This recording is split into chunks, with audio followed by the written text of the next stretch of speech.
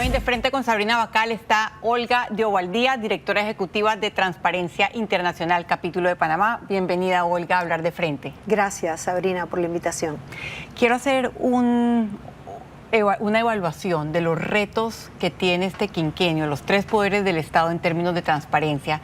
Y quiero empezar con el órgano legislativo, porque creo que buena parte de la atención ciudadana y creo que también de la evaluación de ustedes está puesto en este órgano. La bancada no mayoritaria, porque no tienen mayoría, pero la bancada más numerosa es una bancada independiente, lo que implica que los ciudadanos mandaron un mensaje. ¿Qué mandato implica el mensaje de los ciudadanos para esta bancada? Yo me atrevería a decir que no es solo para la bancada. Creo que este énfasis finalmente en los gobiernos locales, por un lado, y ese trabajo que se hace en los circuitos, manda un mensaje claro al respecto de ese rol de representatividad que tiene el diputado o la asamblea sobre la gente que vota por ellos. El gran reto es ver si realmente logramos en esta administración, en esta nueva asamblea que inicia, ver realmente una asamblea que cumple su trabajo como representante de sus votantes, tomando en cuenta que cualquier asamblea, parlamento, congreso tiene tres trabajos principales. Hacer leyes es uno, legislación. El otro, que es fiscalización y control de los otros poderes del Estado, y el de representatividad o representación de sus votantes.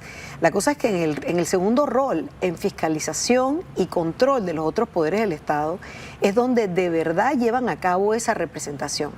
En lugar de tener diputados que trabajan en la asamblea desconectados de la realidad de sus votantes y luego llegan de vuelta a sus circuitos a usurpar funciones que son de gobiernos locales, lo que deberían estar haciendo los alcaldes o representantes de corregimiento.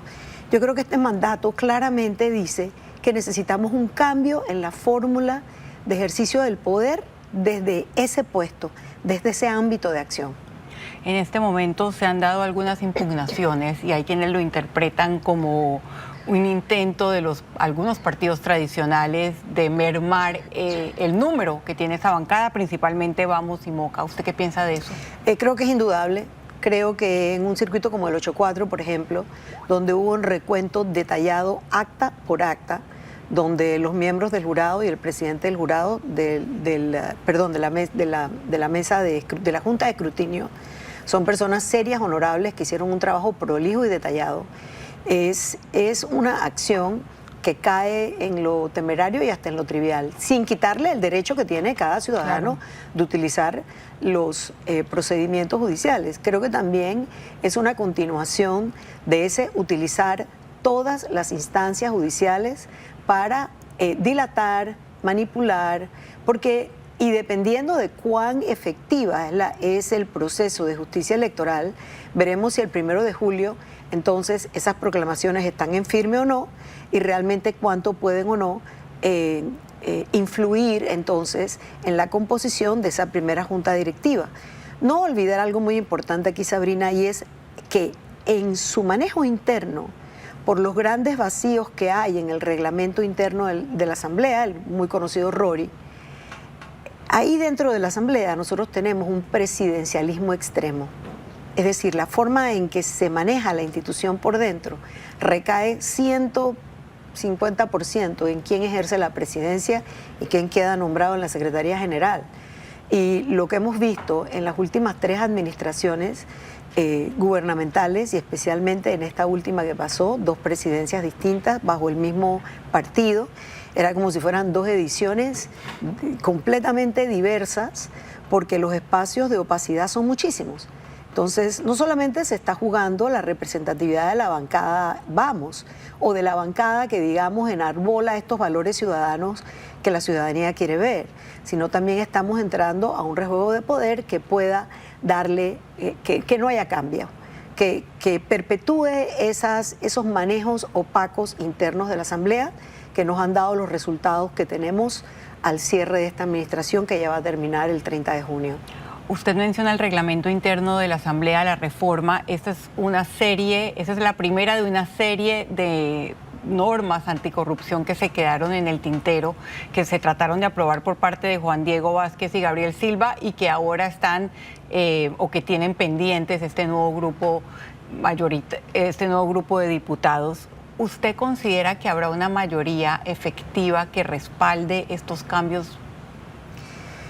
Es difícil saberlo, porque al final entonces, aunque uno se quiera quedar en el tema, digamos, institucional, en la parte donde entramos a dar, déjame hacer un paso para atrás, nuestra exigencia de transparencia y de aplicar mejores estándares de funcionamiento de los parlamentos para que realmente se convierta en un órgano que cumpla su función constitucional y responda a lo que la ciudadanía y el país necesitan, está centrado efectivamente en ese reglamento. Y nosotros, aunque nuestro discurso y nuestra exigencia no cambia, sea quien esté en el gobierno, es que siempre tratamos es de irnos al estándar objetivo, y para ello citaría nuestro estudio que publicamos este año, el Índice Latinoamericano de Transparencia Legislativa, que mide a la Asamblea en 4 dimensiones con indicadores muy específicos y en la cual salimos muy mal calificados en cuanto, por ejemplo, a transparencia presupuestaria, administrativa, a la propia labor del Parlamento, de la Asamblea Nacional. Entonces, este rejuego de pensar si la bancada logra los votos o no nos obliga al tema político. Allí está claro que el partido que ahora ejerce la presidencia, RM, tiene una agenda. Y está claro, pareciera estar claro que los diputados que obtuvo el PRD en esta derrota histórica, su agenda se parece mucho más a la de RM que a ningún otro. Pareciera estar claro también que el grupo de CD de alguna manera se quedan con una especie de orfandad que deciden, o pareciera que deciden, ir a tocar la puerta a RM, y nos queda entonces un grupo que puede ser la bisagra, que claro, sería los 2 diputados del PP y los del panameñismo.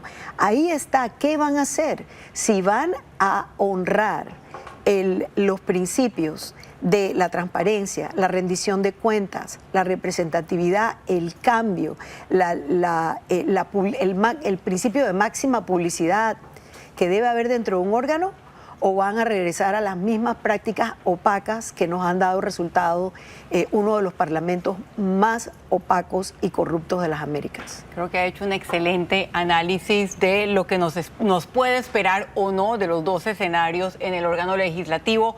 Sigo hablando en De Frente con Olga de Ovaldía. Ese lunes en el Noticiero Estelar no te puedes perder la primera entrega del contenido exclusivo, los desafíos del nuevo gobierno. Esto no puede seguir aquí. Es la realidad que viven muchas comunidades. Los pataconcitos abundan en las calles, veredas y aceras. Analizamos a qué se debe y cómo impacta la vida de los ciudadanos. Tenemos un problema de cobro de la tasa de aseo. Tenemos problemas en todo el sistema y obviamente colapsó. ¿Qué hará el nuevo gobierno para solucionar esa crisis? TVN Noticias presenta los desafíos del nuevo gobierno. Basura. Este lunes en el Noticiero Estelar. TVN Noticias. Información que te da poder. TVN Noticias, líder en información durante el proceso electoral, se prepara para la instalación de la nueva asamblea y la toma de posesión de José Raúl Mulino el próximo 1 de julio. Sus retos, sus promesas, el perfil de los ministros. Te estaremos llevando toda la información que necesitas saber sobre la llegada del nuevo gobierno, a través de nuestros noticieros, programas de opinión y en nuestras plataformas. De la mano de los profesionales con mayor credibilidad y experiencia del país. TVN Noticias. Información que te da poder. Mi hijo trabaja en una constructora. Es ingeniero civil. ¿Qué dijiste? Compré $1 millón en criptomonedas. Mi padre me confió ese dinero. Ni siquiera era mío. Mi hija estudia medicina en los Países Bajos. Se fue de intercambio. Estará ahí por 1 año. Pero yo nunca quise ser doctora, Tolga. Eso no me interesa. Siempre quise ser bailarina. Mi padre ha tenido otra familia desde hace 5 años. ¿Lo puedes creer? 5 años. Hazlo por tus hijos. Sal adelante. ¿Hasta dónde puede llegar una mentira? Gran estreno, La Gran Mentira. Mañana, a las 8 por TVN. Mañana, en Noticias AM. Magistrados de la Corte, del Tribunal Electoral y 2 procuradores. Los futuros nombramientos de la nueva administración de José Raúl Mulino. ¿Qué esperan los panameños al respecto? Le contamos. Tecnicismos tiran abajo las impugnaciones contra diputados proclamados. ¿Sabremos si hubo o no delito electoral? Hablan los expertos. Han pasado décadas y no hay autoridad que le construya una calle digna. Caminan entre la tierra y el lodo. Regresamos a Panamá Oeste.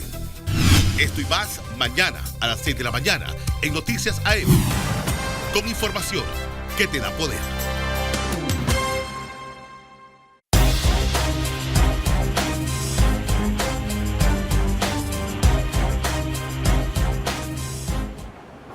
Sigo hablando con Olga de Ovaldía de los retos de transparencia en este quinquenio. Pasamos brevemente, porque seguramente saldrá de nuevo, los retos del legislativo.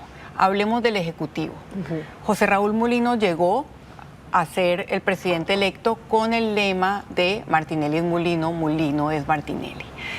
¿Qué mensaje mandaron los electores? ¿Cómo puede ser un mensaje tan distinto al que pensamos mandaron en el órgano legislativo? ¿Cuál es su lectura? Bueno, esa es la, digamos, la pregunta principal que todos los observadores y que nos interesa el país nos hacemos. Yo creo que también hay que reversar un poco la pregunta, porque 35% implica que hay un 65% de personas que mandaron otro mensaje. De acuerdo. Y dentro de ese 35% sí hay un número de personas que realmente de una u otra manera creen la narrativa populista contraria a los hechos de que el expresidente Martinelli, hoy prófugo de la justicia, asilado en una embajada, en la embajada de Nicaragua, de hecho en la embajada de la dictadura más cruenta que tenemos ahora mismo en las Américas, es una víctima política y no una persona que ha sido condenada hasta la última instancia por un delito que además es un delito terrible para la República, que es el blanqueo de capitales, y donde de hecho está uno de los grandes retos hacia la transparencia que tiene el Ejecutivo. Lograr con las políticas que tenga poder pelear efectivamente, evitar ese cruce, esa convergencia entre el crimen organizado, la corrupción y la penetración de la administración pública, que es uno de los problemas que estamos viendo en Panamá. Entonces, creo que podemos ver el mismo argumento del otro lado. ¿Cuántas personas votaron en contra votaron en contra de esa fórmula? Opciones. O por esas opciones, sin quitarle que las reglas son las reglas y que efectivamente él obtuvo un voto que le da el puesto, y tomando en cuenta que esto también abre a futuro, Sabrina, muy ciertamente la necesidad de que como país discutamos en lo que sería la legitimidad política que da una elección, entender que no llegamos ni a un mínimo. Internacionalmente hay países que tienen, por ejemplo, un mínimo de 40% para no ir a una segunda vuelta de votantes, o tienen la muy famosa segunda vuelta que tiene sus detractores y sus promotores, obviamente, pero creo que sí creo que pudiéramos ver la pregunta desde el otro lado. Claro, definitivamente hay que estudiar después de este caso el tema de reformas electorales. Indudablemente. Gobernar sin control de la Asamblea es un ideal en la democracia. Ese debería ser los pesos y contrapesos. Sin embargo, en Panamá, muy ocasionalmente, se ha dado para sobornos, chantajes, prebendas, etcétera, etcétera. ¿Cuál piensa usted que es el principal reto en términos de transparencia para el Ejecutivo con una Asamblea que no controla? Primero, no sabemos si la van a controlar o no.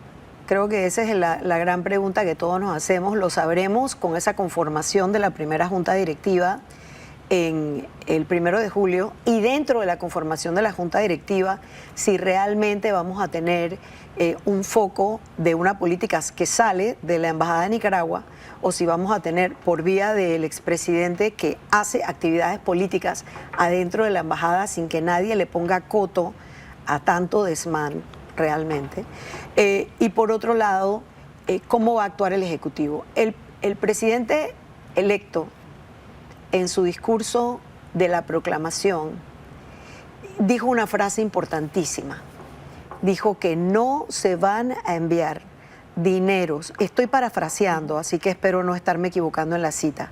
Lo que entendí como ciudadana de lo que él dijo, que desde el Ejecutivo no se van a enviar dineros al Legislativo para controlarlo de esa forma. Sí. Ese es el gran reto de una administración que dice querer gobernar con transparencia y cierto grado de honorabilidad. Cuando perdemos la separación de poderes, perdemos la esencia de la democracia. Y ese es uno de las situaciones que hemos tenido en Panamá en las últimas 3 administraciones, dramáticamente en esta, y que nos ha puesto en el índice de percepciones de la corrupción internacional en nuestra calificación más baja, 35 sobre 100, 0 siendo lo más opaco y 100 lo más transparente. Entonces, uno de los retos principales va a ser que realmente el Ejecutivo funcione como órgano de control y balance a los otros dos, mientras que el Legislativo haga su rol constitucional de control y balance al Ejecutivo. Allí creo, Sabrina, que también es muy importante entrar a entender cuál es el rol de las oposiciones en los gobiernos democráticos. Uno de los problemas grandes que hemos tenido es que cada administración a partir del 2009-2014 no resiste el modelo democrático y lo que hace es cooptar, secuestrar, comprar. Encontrar la manera de controlar la Asamblea. Pero ni siquiera ese control da como resultado realmente una gobernabilidad que nos dé un mejor servicio en todos los sentidos. No un buen gobierno. Exactamente. Hablemos de instituciones de control. Una de ellas, cuyo nombramiento no depende del Ejecutivo, sino de la Asamblea, es la Contraloría, pero ha sido, creo yo, el retroceso más grande que hemos visto durante estos 5 años, no solamente quizá por la labor del Contralor, sino también por la ley que usted denominó una autopista para la corrupción. Sí. ¿Qué retos, tanto en la figura del Contralor como en el rol de la Contraloría, mencionaría usted? Creo que para la Asamblea, uno de los retos principales, y nosotros antes de la elección lanzamos un compromiso por la transparencia, que 62 de los candidatos suscribieron. De esos 62 hay 18 que salieron electos. Dentro de ellos hay varios de los que están en los procesos de impugnación en el 8.2 y el 8.4, que vamos a tener que esperar que salgan que esos procesos terminen, y ojalá terminen felizmente para no violentar la voluntad ciudadana y votante. Por un lado, pero el reto principal que tenemos allí es que ahora tenemos un marco jurídico. La ley actual permite esas actuaciones de parte de la Contraloría que realmente han venido a mermar el Estado de Derecho como tal. Uno de los momentos que suelen ser tradicionales, que ha sido tradicional en Panamá, es que la persona que llega a Contralor efectivamente tiene una suerte de beneplácito tanto del Ejecutivo como del Legislativo, siendo que la Constitución le da al Legislativo la prerrogativa del nombramiento.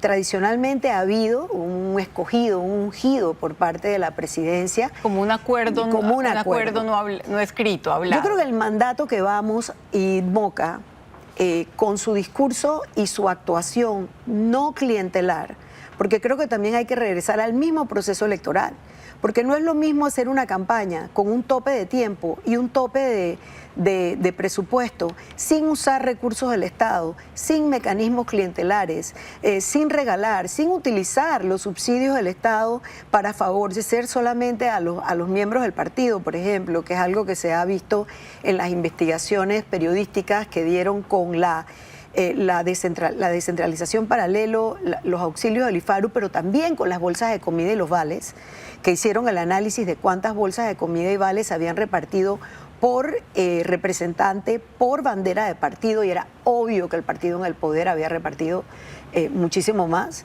que es una de las causales también de tener tantas personas adheridas a partidos por la necesidad clientelar. Que no se tradujeron en votos. Exacto, al menos no para el Ejecutivo. Entonces tenemos que tener claro que con sus actuaciones durante la elección tenemos un grupo de diputados que ya trae un mensaje diferente. Ellos deberían poder nombrar su propio candidato a Contralor. O Contralora. Y que rompamos esa tradición, porque es parte. Para que sea un verdadero fiscalizador de los recursos. Claro, porque uno de los problemas principales que hemos tenido en estas administraciones y la actuación de los diputados independientes, lo que demostró es que si el diputado hace el trabajo para la cual la Constitución le da tantas funciones en el rol de fiscalización y control, es una sorpresa para la ciudadanía ver al diputado haciendo su trabajo. Claro. Solamente en los casos, por ejemplo, de verificación de antecedentes de los futuros nombrados.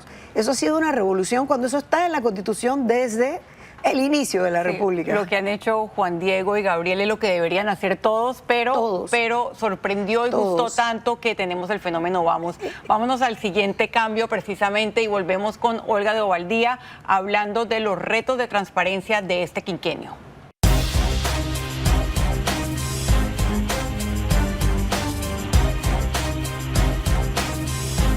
Ese lunes en el Noticiero Estelar no te puedes perder la primera entrega del contenido exclusivo, los desafíos del nuevo gobierno. Esto no puede seguir aquí. Es la realidad que viven muchas comunidades. Los pataconcitos abundan en las calles, veredas y aceras. Analizamos a qué se debe y cómo impacta la vida de los ciudadanos. Tenemos un problema de cobro de la tasa de aseo. Tenemos problemas en todo el sistema y obviamente colapsó. ¿Qué hará el nuevo gobierno para solucionar esa crisis? TVN Noticias presenta los desafíos del nuevo gobierno. Basura. Este lunes en el Noticiero Estelar. TVN Noticias. Información que te da poder. Mi hijo trabaja en una constructora. Es ingeniero civil. ¿Qué dijiste? Compré $1 millón en criptomonedas. Mi padre me confió ese dinero, ni siquiera era mío. Mi hija estudia medicina en los Países Bajos. Se fue de intercambio, estará ahí por un año. Pero yo nunca quise ser doctora, Tolga. Eso no me interesa. Siempre quise ser bailarina. Mi padre ha tenido otra familia desde hace 5 años. ¿Lo puedes creer? 5 años. Hazlo por tus hijos. Sal adelante. ¿Hasta dónde puede llegar una mentira? Gran estreno, La Gran Mentira. Mañana a las 8 por TVN. Llegó tu oportunidad de reconocer a aquellos que hacen de Panamá un lugar más humano y solidario. Estamos buscando a los héroes 2024 porque ha llegado el momento de reconocerlos y premiarlos. Nomina ya a tu héroe por Panamá y logra que su historia inspire a toda una nación. Ingresa a www.héroesporpanamá.com y llena el formulario para postular a ese héroe o heroína de tu comunidad. Demostremos una vez más que Panamá es tierra de héroes. TVN Noticias, líder en información durante el proceso electoral, se prepara para la instalación de la nueva asamblea y la toma de posesión de José Raúl Mulino el próximo 1 de julio. Sus retos, sus promesas, el perfil de los ministros. Te estaremos llevando toda la información que necesitas saber sobre la llegada del nuevo gobierno a través de nuestros noticieros, programas de opinión y en nuestras plataformas. De la mano de los profesionales con mayor credibilidad y experiencia del país. TVN Noticias. Información que te da poder. Mañana en Noticias AM. Magistrados de la Corte, del Tribunal Electoral y 2 procuradores. Los futuros nombramientos de la nueva administración de José Raúl Mulino. ¿Qué esperan los panameños al respecto? Le contamos. Tecnicismos tiran abajo las impugnaciones contra diputados proclamados. ¿Sabremos si hubo o no delito electoral? Hablan los expertos. Han pasado décadas y no hay autoridad que le construya una calle digna. Caminan entre la tierra y el lodo. Regresamos a Panamá Oeste. Esto y más mañana a las 6 de la mañana en Noticias AM. Con información que te da poder.